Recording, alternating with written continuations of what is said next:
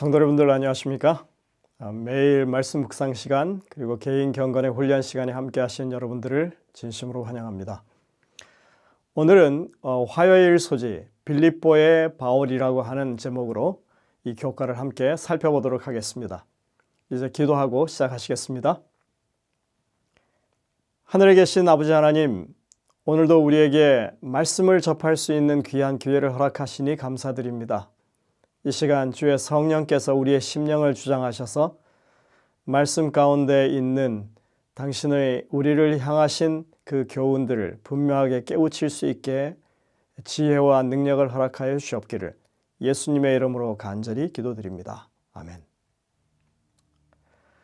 바울은 소아시아와 유럽 선교를 개척한 사람입니다. 그의 선교 활동은 기독교에서 거의 독보적이라고 할 수 있는 것입니다. 그는 총 3차례에 걸친 선교 여행을 했었는데 그 두 번째 선교 여행에서 빌립보 교회를 개척하게 됩니다. 바울은 두 번째 선교 여행 중에 디모데가 팀에 합류한 직후에 소아시아 지역으로 선교를 하려 가려고 그렇게 시도했었습니다. 하지만 성령께서 그것을 막았죠. 사도행전 16장에 보면 그 이야기가 나오고 있습니다. 그리고 밤의 환상을 통해서 바울은 마게도니아로 건너와서 우리를 도우라고 간청하는 그런 한 남자를 보게 됩니다. 그래서 그들은 즉시로 마게도니아와 가장 가까운 드로아로 가서 에게해를 건너서 유럽 대륙의 네아폴리로 배를 타고 가게 되죠. 그러나 그들은 네아폴리에서는 복음을 전하지 않고 곧장 어디로 가냐면 빌립보로 향합니다. 이렇게 소아시아 내륙으로 가려다가 마게도냐로 향하는 이 선교지 변경을 위해서 드로아로 갔던 바울 일행은 새로운 팀원을 만나게 되는데 그 사람이 바로 누가입니다. 사도행전 16장 11절에 기록된 그 기록을 보면 우리라고 하는 표현을 사용하고 있는데 이것이 바로 이 누가가 자신이 합류하면서 그렇게 표현한 것으로 우리는 생각합니다. 그러니까 사도행전에 나와 있는 이 빌립보에 대한 기록은 누가 본인이 함께 이 선교의 팀원으로 함께 경험한 그런 선교담이라고 하는 것입니다. 우리가 이러한 상황을 좀 살펴보면 바울은 항상 전략적으로 선교를 수행했던 사람으로 보여집니다. 이 빌립보라고 하는 도시는 마게도니아 지방에서 으뜸 가는 성으로 이렇게 칭함을 받았습니다. 사실 이 도시는 로마 제국에서 가장 명망이 있는 도시 중 하나로 손꼽혔습니다. 유스 이탈리쿰이라고 하는 명칭을 받았던 도시이기 때문에 그렇습니다.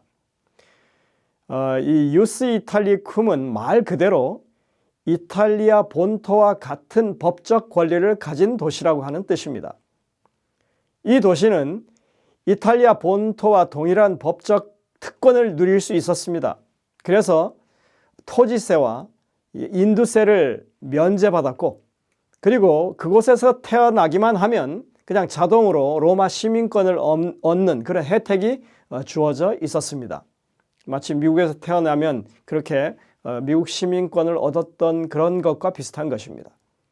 또 빌립보는 로마와 동방을 연결하는 주요 육상도로였던 에그나티아 가도의 주요 경유지였습니다. 그래서 이곳에 기독교 공동체를 세운다고 하는 것은 암피폴리스 그리고 아볼로니아, 데살로니카, 베레아 같은 이 주변 여러 도시에 복음을 전하는 데 아주 중요한 전초기지를 그곳에 세우는 그런 상황이었던 것입니다. 그리고 이 빌립보는 마게도니아죠. 그러니까 헬라권입니다. 그런데 1세기 빌립보의 공식 언어가 라틴어였다고 하는 흥미로운 사실이 있습니다. 이것은 도시 곳곳에서 발견되는 라틴어로 된 비문이 그것을 증명해 줍니다. 빌립보 4장 15절에 보시면 바울은 빌립보 사람들을 부를 때 그들이 특별한 로마적 지위를 인정하는 듯한 그래서 그 라틴어 느낌의 명칭이었던 필리페시오이라고 하는 명칭으로 그 사람들을 부르고 있는 것을 볼 수 있습니다. 그만큼 그들은 자신들이 로마에서 법적 지위를 인정받는 도시라고 하는 것에 대한 자부심이 아주 컸다고 하는 것을 알 수 있습니다. 하지만 모든 사람들이 다 그런 건 아니었죠. 많은 사람들이 모여있는 시장이나 그 주변 도시들에서는 여전히 헬라어가 사용되고 있었고 복음이 전파된 언어 역시 헬라였다고 하는 것은 분명합니다. 누가는 바울과 그의 일행들이 강가에서 기도하는 여인들을 만나는 장면을 소개합니다. 그날은 안식일이었고 그들은 성 밖 강가에 기도차가 있다고 하는 이야기를 듣고 그곳에 갔습니다. 여기서 말하는 기도차라고 하는 것은 유대인들이 기도하기 위해서 모이는 장소를 가리킵니다. 헬라어로는 프로슈케이라고 부르는데 회당을 건립할 만큼 유대인의 숫자가 되지 않을 때 회당 전 단계의 규모로 세워진 곳을 기도처라고 부르는 것입니다. 유대인들이 기도를 할 때에는 정결 예식을 함께 거행하기 때문에 이 흐르는 물이 있는 강가에 기도처를 세우는 일이 있었습니다. 그래서 빌립보의 기도처도 역시 성 밖의 한적한 곳에 그리고 강가에 위치하고 있었던 것입니다. 바울 일행은 그곳에서 루디아와 그 가족들을 만나게 됩니다. 그리고 그들에게 복음을 전해서 그들이 회심하는 역사가 일어나게 되죠. 루디아는 자족감 장사라고 소개되어 있죠. 고급 염색 직물 판매업자인 것입니다. 그래서 그녀는 부유했고 재정적으로 든든한 사람이었습니다. 후에 빌립보뿐만 아니라 이 바울의 선교 사역에 있어서 중요한 재정적인 후원자가 되었던 것이 분명합니다.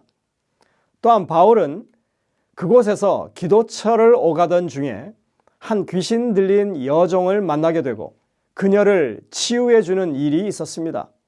그런데 그것이 화근이 되었습니다. 그 여종을 통해서 점을 치고 수입을 취했던 그 주인들이 수입원이 끊어지게 되자 바울 일행을 무고하게 고소한 것입니다. 그래서 결국에는 매를 맞고 감방에 투옥되는 그런 고초를 겪습니다. 하지만 그런 억울한 매질과 감금을 견디던 가운데 그 감옥을 관리하던 간수의 가족이 구원을 얻게 되는 그런 놀라운 일이 일어나게 됩니다. 정말이지 극적인 영혼 구원 사역이 되었던 것입니다. 빌립보 교회는 바울과 그 일행이 2차 선교 여행 중에 유럽에 세운 첫 번째 교회였습니다. 물론 큰 건물이 있는 그런 대형 교회가 아니었죠. 그것은 바울 일행이 빌립보에 머무는 그 길지 않은 기간 동안에 자신들이 고난과 핍박을 당하고 이 수고의 결과로 세운 교회였습니다. 그것도 회심한 몇몇 유력한 가정을 중심으로 모이는 가정 집회소였습니다. 그러니 바울이 이 교회에 대해서 얼마나 큰 애정을 가지고 있었겠습니까? 바울은 로마 감옥에서 빌립보 교우들을 위해서 이렇게 기록하고 있습니다. 내가 예수 그리스도의 심장으로 너희 무리를 얼마나 사모하는지 하나님이 내 증인이시라. 목회자들에게 있어서 첫 번째 교회는 매우 큰 의미가 있습니다. 어쩌면 목회 사역의 내용이 그 교회의 사역을 통해서 결정될 수도 있는 것입니다. 여러분들 첫 손주, 첫 조카가 왠지 모르게 더 애정이 가는 그런 느낌을 갖지 않으십니까? 첫 교회가 목회자에겐 그런 것입니다. 아직은 작은 교회지만 유럽 선교의 첫 교회, 유럽 선교 개척의 미래가 보이는 교회, 그리고 성령의 특별한 개입으로 선교의 방향을 우회해서 유럽 선교의 첫 열매가 된 교회, 짧은 시간 동안이었지만 유력한 몇몇 가정들이 회심하고 그렇게 생겨난 가정교회, 그리고 첫 투옥과 고초를 겪었던 교회, 이 모든 것이 그냥 우연하게 일어난 일이 아니라 성령이 주도하심 가운데 이 모든 일들이 일어났다고 하는 사실을 우리가 알 수 있습니다. 그렇게 본다면 우리가 사도 바울의 선교 전략이 뛰어나다고 그렇게 말할 것이 아니라 사도 바울은 이 성령의 인도하심에 순종했기 때문에 그런 선교 전략을 수행할 수 있었다고 말하는 것이 맞는 말일 것입니다. 성령께서는 빌립보가 복음이 유럽으로 확산되는 데 있어서 최적의 전초기지가 될 것을 알려주기 위해서 바울을 그곳으로 이끌고 계셨던 것입니다. 동시에 박해가 있을 것도 알고 계셨습니다. 비록 박해는 우리에게 있어서 매우 두렵고 부정적인 요소이긴 하지만 때로는 다른 방법으로는 도달할 수 없는 사람들에게 복음이 전달되는 기회를 얻도록 하는 방편이기도 하기 때문에 그렇습니다. 이러한 모든 전개의 과정은 오늘날 우리에게 선교 사역이 반드시 성령의 주도하심에 의한 것이어야 한다고 하는 것을 알려주고, 그 선교라고 하는 것이 그저 그냥 순탄하게 이루어지는 일이 아니라 어렵고 힘든 과정을 통해서 이루어진다고 하는 것을 우리에게 교훈으로 보여주는 것입니다. 화요일 소재 영감의 교훈에 보면 이렇게 말합니다. 빌립보 교회가 세워짐. 사도들은 빌립보에서의 그들의 수고를 헛된 것으로 여기지 아니하였다.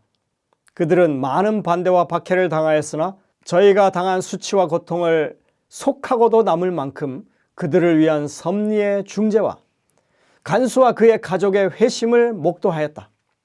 수고는 한 교회를 세우는 결과를 낳았고 그 교회의 교인들은 꾸준하게 증가했다. 그들의 열심과 헌신, 그리고 무엇보다도 그가 그리스도를 위하여 즐겨 고통을 감내한 것은 개종자들에게 깊고도 영속적인 감화를 끼쳤다. 사도행적 218쪽입니다.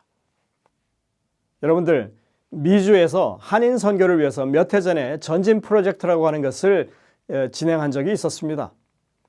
한인들은 있지만 교회가 없는 그런 지역을 개척하자는 의미에서 그것을 추진했었습니다.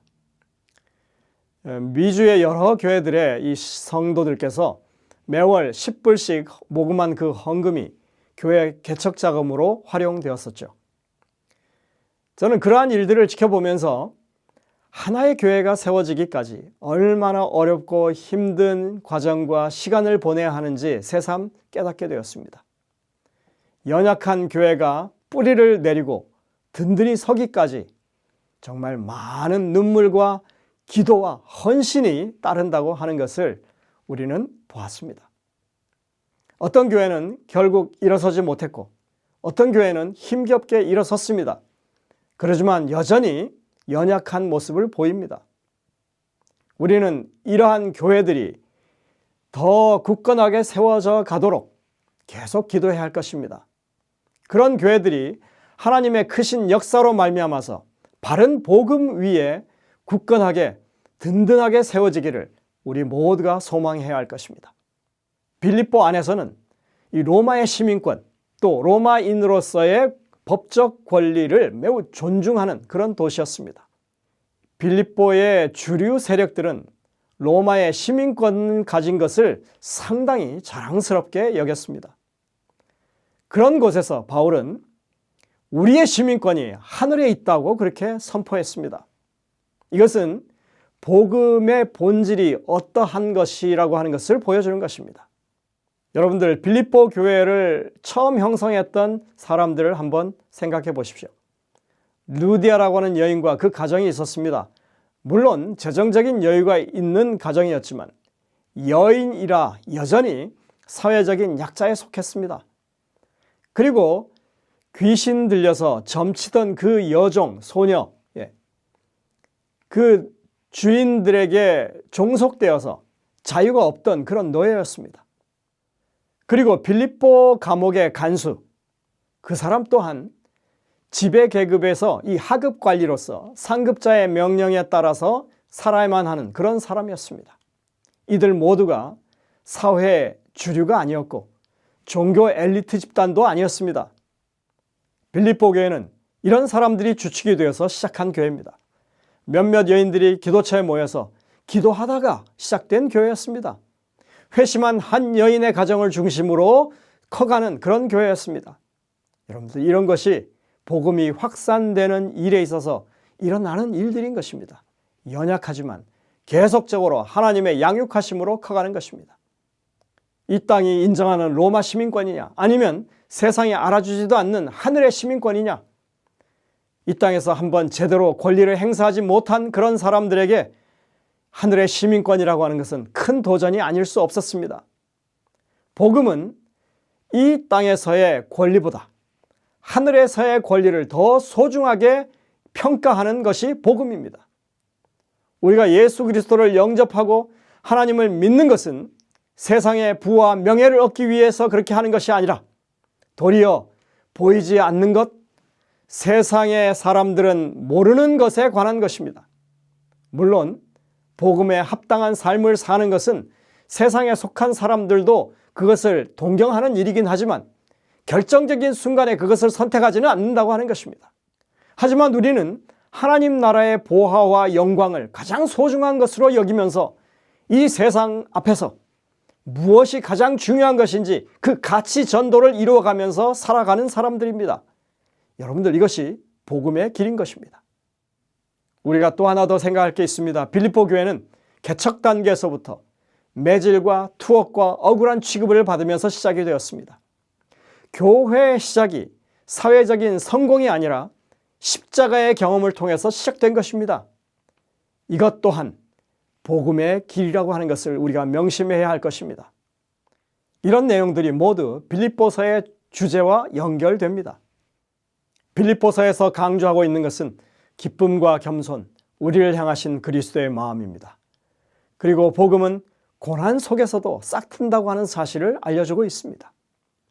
오늘 우리의 믿음이 이 빌립보 교회에 주어진 그 권면처럼 여러 가지 힘든 어려운 상황 가운데서도 하나님의 도우심으로 말미암아 계속해서 자라는 믿음이 되도록 여러분들 기도하게 되시기를 간절히 바랍니다. 기도하시겠습니다. 하늘에 계신 아버지 하나님, 빌립보에 복음이 증거되는 그리고 교회가 세워지는 그 역동적인 상황을 저희가 살펴보았습니다. 이러한 생동감 넘치는 믿음의 현장이 오늘 우리의 믿음의 현장이 될 수 있도록 주님, 저희들에게도 역사하여 주시옵기를 예수님의 이름으로 간절히 기도드립니다. 아멘.